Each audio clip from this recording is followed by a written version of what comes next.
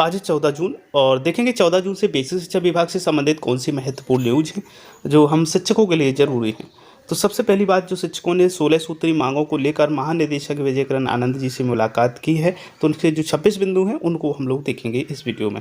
तो सबसे पहले देखते हैं इनका जो एक लेटर पैड पे जो लेटर बनाया गया है उसमें 26 बिंदु कौन से हैं। और यहाँ पर आप देख पा रहे हैं प्रदेश की बेसिक शिक्षकों को पदोन्नतियाँ। सबसे पहला जो पॉइंट है इसमें सीधे पॉइंटों पर ही आते हैं क्योंकि हमें पॉइंट से ही लेना देना है।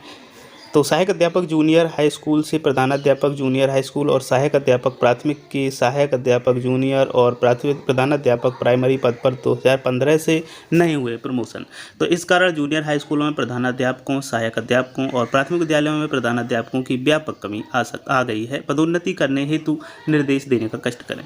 दूसरा नंबर है, जनपदों के अंदर वर्ष 2013 से बेसिक शिक्षकों के स्थानांतरण नहीं हुए हैं, स्थानांतरण करने हेतु निर्देश देने का कष्ट करें। तीसरा पॉइंट है, नगर क्षेत्रों में अलग से भर्ती न होने के कारण नगरों के विद्यालयों में भी अध्यापक विहीन हुए जा रहे हैं, ग्रामीण क्षेत्रों से नगर क्षेत्र में स्थानांतरण किए जाएं। इसके बाद में नेक्स्ट है 17,140 और 18,150 वेतनमान का लाभ सभी शिक्षकों को पदोन्नति तिथि से दिया जाए। ऐसा न होने से बेसिक शिक्षक संवर्ग में वित्तीय असमानता है उसे दूर किया जाए। अनुदेशकों का मानदेय 25,000 रुपये किया जाए। शिक्षा मित्रों का मानदेय 25,000 रुपये किया जाए। अनुदेशकों के स्थानांतरण किए जाएं। उसके बाद में कस्तूरबा गांधी आवासीय विद्यालयों में कार्यरत वार्डन शिक्षकों की समस्याओं का समाधान किया जाए। नेक्स्ट है यहाँ पर प्रदेश के बेसिक शिक्षकों को भी अन्य कर्मचारियों की भांति कैशलेस चिकित्सा सुविधा का लाभ दिया जाए। उसके बाद विकास खंडों में कार्यरत ARP और SRG जो कि शिक्षक हैं उनको पदमुक्त किया जाए और मूल विद्यालय भेजा जाए। उनके विद्यालय से वेतन निकलने से दूसरे शिक्षक की नियुक्ति नहीं हो पा रही है और विद्यालयों में शिक्षकों की कमी है, अथवा उनकी प्रतिनियुक्ति पद से ही वेतन भुगतान किया जाए।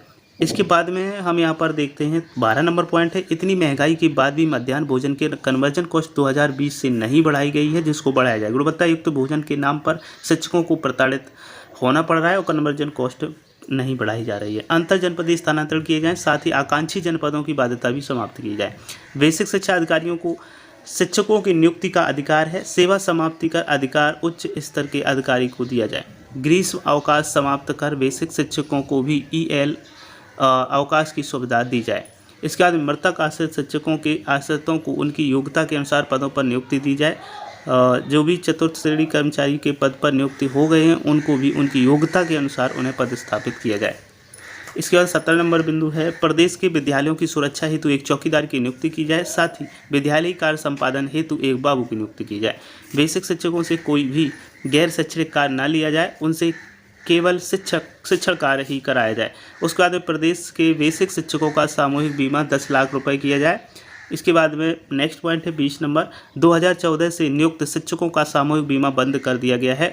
इसके बावजूद 85 रुपये की यहाँ पर 87 रुपये है, 87 रुपये की कटौती की प्रतिमाएँ की जा रही है। जब बीमा बंद है तो फिर कटौती की लाखों रुपए की धनराशि प्रतिमाएँ कहाँ जा रही है, जांच कराई जाए तथा की गई कटौती की धनराशि को वापस किया जाए। और नेक्स्ट है उसके बाद में मान्यता प्राप्त संगठन जूनियर हाई स्कूल शिक्षक संघ उत्तर प्रदेश के अध्यक्ष महामंत्री को शासनादेश के अनुसार सचिवालय पास अविलंब उपलब्ध कराया जाए। उत्तर प्रदेशी जूनियर हाई स्कूल शिक्षक संघ उत्तर प्रदेशी में लखनऊ में कार्य संचालन हेतु शासनादेश के अनुसार ग्रुप D का भवन आवंटित किया जाए। नेक्स्ट 12 नंबर पॉइंट, बेसिक शिक्षकों की समस्याओं के समाधान हेतु हर तीसरे माह संगठन के साथ मंत्री जी की अध्यक्षता में विभागीय अधिकारियों के साथ बैठक कराई जाए। इसके बाद नेक्स्ट चलते हैं, यहाँ पर 26 बिंदु हैं, 22 बिंदु हम देख चुके हैं। 23वां बिंदु है, प्रदेश के बेसिक शिक्षकों को यथोचित सम्मान देने हेतु पूर्व की भांति जनपद स्तर के अधिकारियों को पत्र निर्गत किए जाएं।